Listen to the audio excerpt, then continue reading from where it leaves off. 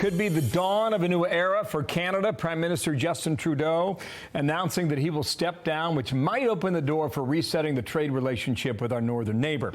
Kevin O'Leary, born in Montreal, chairman of O'Leary Ventures. And Kevin, nice to have you back, and good morning to you. Here's what Donald Trump said just yesterday. The United States can no longer suffer the massive trade deficits and subsidies that Canada needs to stay afloat. Justin Trudeau knew this and resigned. If Canada merged with the U.S., there would be no tariffs. I don't know if they're going to be the 51st state, but I mean, you know the subject well. What's the buzz in Canada based on this now, Kevin? So, I was in Mar-a-Lago over the weekend. I had a few moments with the president-elect, and I asked him if he would consider the fact that Trudeau, on Saturday when we were talking, the rumors were that he was going to resign. In fact, he did. I said, well, why not stand down on Canada for the next couple of months while they elect a new leader, like you were elected, with a 4-year mandate? Pierre Poilievre, the new guy, is doing what is the equivalent of a red sweep of Canada. They're going to wipe out the Liberal Party completely. And then we're going to have 2 leaders with 4-year mandates and let these negotiations begin. The trade deficit's primarily on energy. Alberta alone does about $185 billion of energy into the U.S., but we are the largest partners together on Earth, and there's a lot of good things about that relationship. Canadian people are intrigued with Trump's suggestions, not to give up their sovereignty, but a stronger economic union.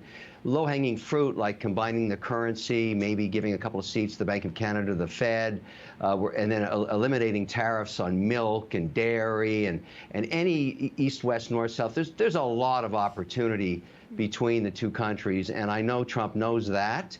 Now, whether my request fell on deaf ears, I don't know, but I would very much like to see just a pause while we get the new guy in place and we go to work. Because I think I'm an investor on both sides. Yeah, you see a shift going on out there. I know you watch these markets, not just in the U.S. and Canada, but also overseas, and you can see a bit of an adjustment. I don't know if you heard what Van Jones said, but I want to roll this for you quickly. Watch. I don't understand why anybody's mad at Trump about this.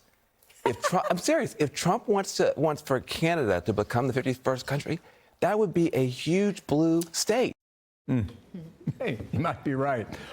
Listen, let's push that to the side for now, because what's happening in the markets is something you follow very carefully. Bitcoin is on a tear. Are those who have always been skeptical, like Jamie Dimon, about to be proved wrong? Or will Dimon ultimately be proved right when a terrorist act is committed and they trace the funding for the act to Bitcoin, then the whole thing collapses? What is the fate as you see it now? Terrorist acts have continued and have been around since the beginning of time. They've been funded by various currencies, including bags of the American dollar. And so I don't think that's going to trigger a change in the tonality of what's occurring on cryptocurrencies. Digital payment systems have a lot of productivity potential. We need regulation.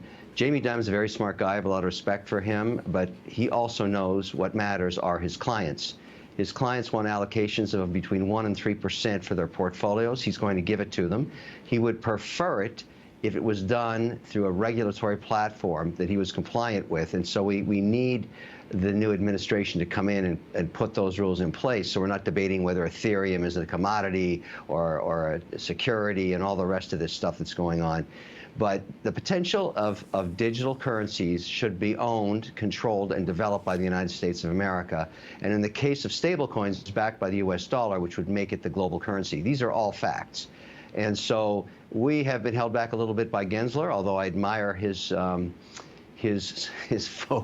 Gensler from the SEC. Hearings with him. He's gone after some folks. Yeah. But CFTC and SEC, they got to get their act together on this, and they will under Trump. We'll see. Kevin, thank you. We'll talk again real soon. Kevin O'Leary, good travels to you. Thanks. I'm Steve Doocy. I'm Brian Kilmeade. And I'm Ainsley Earhart. And click here to subscribe to the Fox News YouTube page to catch our hottest interviews and most compelling analysis.